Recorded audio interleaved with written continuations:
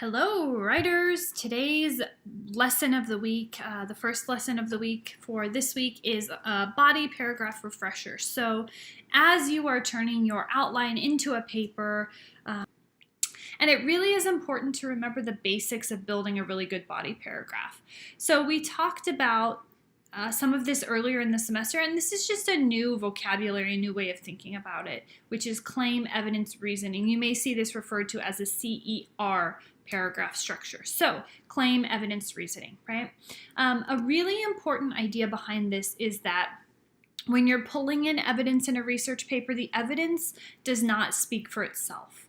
The evidence does not speak for itself. So you're pulling in a quotation or you're paraphrasing some study from a source, but that evidence is not going to be effective in your paper unless you're using logical reasoning to explain what conclusion the evidence supports. So this is one way that you get plenty of your own voice within the paper. Your sources help you make your points, but they don't make the points for you.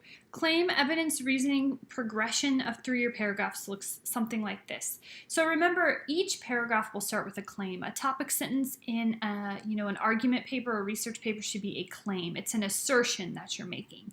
It's not a question.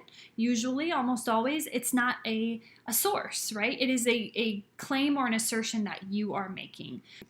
The evidence then, here's a piece of evidence. Pizza is made with tomato sauce. So that's sort of a fact that I'm using to back up that claim. Pizza is made with tomato sauce. Remember, some evidence comes from sources, but not all evidence that has to come from sources. You could have your own examples. That's a form of evidence. You could have personal experience. That's a form of evidence, right? So whatever type of evidence you have, statistics, facts, case studies, news stories, your own personal experience, or examples that you have come up with yourself.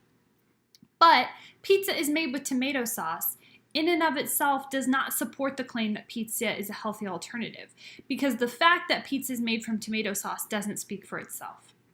Here's the reasoning step. So that's me sort of logically working through the logical steps that make the evidence support the claim. Right? And notice this is a couple sentences, and this is how your paragraphs will end up with mainly your own voice in them, even when you're calling in evidence from other sources. Take a look at this use of evidence here.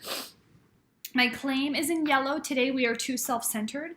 Here's some evidence. Most families no longer sit down to eat together, preferring instead to eat on the go while rushing to the next appointment. And then coming in as the writer, everything is about what we want. Really, the reasoning for why this is a weak use of evidence is that evidence is not actually supporting the claim, because there's no explanation that actually links it to the claim. Okay, families don't sit down to eat together, but how is that related to being self-centered, right? You don't want to force your audience to make that connection themselves. It's your job to make the evidence work for you. So here's a much better example. You can see the reasoning here in red that's been added. Sit-down meals are a time to share and connect with others. However, that connection has become less valued as families begin to prize individual activities over shared time. So that explains how not eating together reflects the idea of being self-centered. Okay, and I've added a little bit more explanation of what I mean by self-centered as well. So I've sort of added some padding around the quotation. That's more of me connecting the evidence to, right? This is that, coming back to that sandcastle metaphor. I'm adding my own towers around the sandcastle to make it work for my argument. Okay, I also want to remind you about synthesis. So in a synthesis paragraph, just remember, you've got a claim, you're pulling in evidence, you've got the reasoning to explain how the evidence supports the claim, but then you're transitioning into a new source. So, and then again, after that new quotation, you've got your evidence, you also have your reasoning, and then you tie the whole paragraph's idea back to the thesis. So don't forget, these paragraphs will have multiple sources working with each other, using some of those synthesis connectors as well. So here's some evidence from source A, here's what that means and why that's important.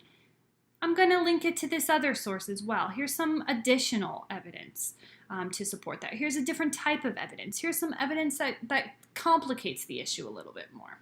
And then reason it all together towards the end of the paragraph. So there's a couple supplementary materials to go along with this lesson that I'd like for you to take a look at. Mostly examples, but also a little bit of guide on how to accomplish this. So here it's from a resource I found online, Does Evidence Speak for Itself? So sort of talking you through it. Questions you can ask yourself about the evidence. Here's the source that came from in case you'd like to read more in depth. And then here's a paragraph example. And again, I've color coded so you can see. What I want you to notice about this one is the large amount of reasoning. So this is a really nice paragraph. It's not a synthesis paragraph, but it is nice because it includes a lot of the writer's own reasoning and own explanation and own thoughts in relation to the quotation that they've pulled in.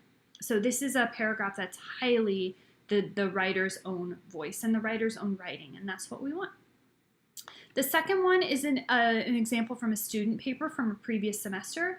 I've included the thesis just so you can see how this paragraph would relate to the thesis.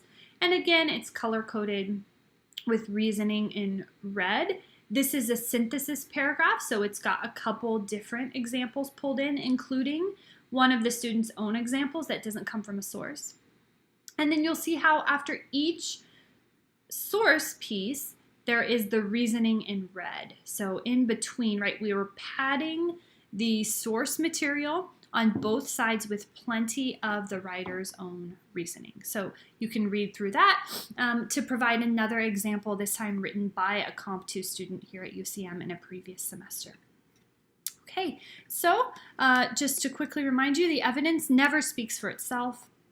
Anytime you pull in evidence, you have to explain what you want your readers to get out of that evidence and how that evidence logically links back to the point that you are trying to make in your paragraph and in your paper.